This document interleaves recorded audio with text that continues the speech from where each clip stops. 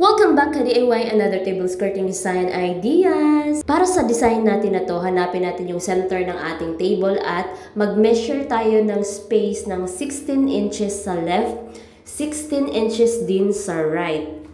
At lagyan natin ng mga marking. Pagkatapos natin malagyan ng mga marking, maglalagay tayo ng mga thumbtacks kada marking. Ayan. So, maglalagay tayo ng 2 thumbtacks para mas matibay. Pwede rin isa, depende sa inyo. Pagkatapos, maglalagay tayo ng panali. Gamit natin ay tire wire, yung panali sa mga bulaklak. Ayan, mabibili mo siya sa school supply or sa mga hardware na malapit sa inyo. Next natin gagawin ay mag-i-insert na tayo ng another color na table cloth. So, ang gamit kong cloth dito ay Silk Jenna. Ang lapad ay 60 inches width at ang haba na magagamit natin ay nasa 8 yards. So, mag-start tayo sa gitna ng cloth natin para maging pantay yung magiging scallop natin. So, tinalian lang natin yung side to side para magkaroon tayo ng scallop sa center.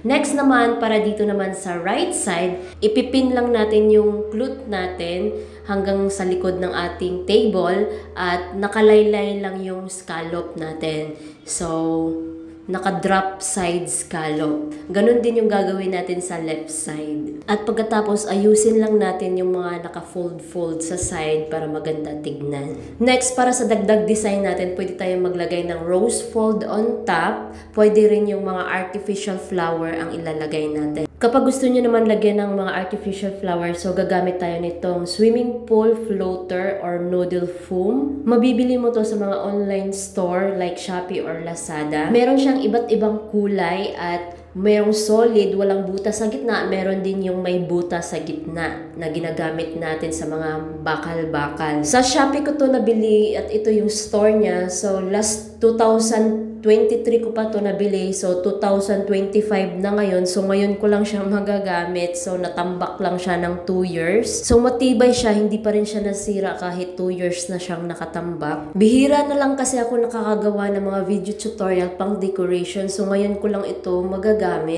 At ito yung haba niya guys, kulang-kulang nasa 2 meters siya. Nasa 1.8 meters lang siguro yung haba nito. So ayan, itatali lang natin siya sa ating table. Ayan.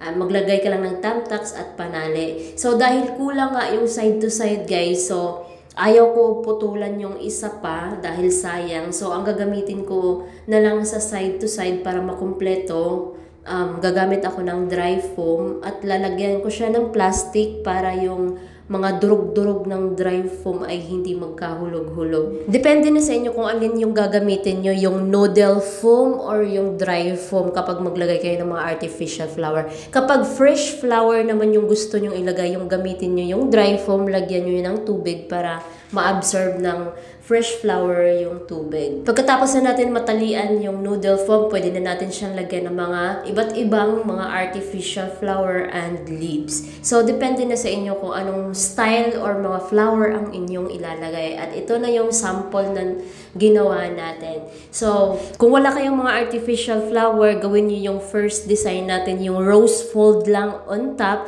Kung meron naman kayong mga available na mga artificial flower, ito yung gawin nyo. Perfect na perfect siya sa kahit anong okasyon.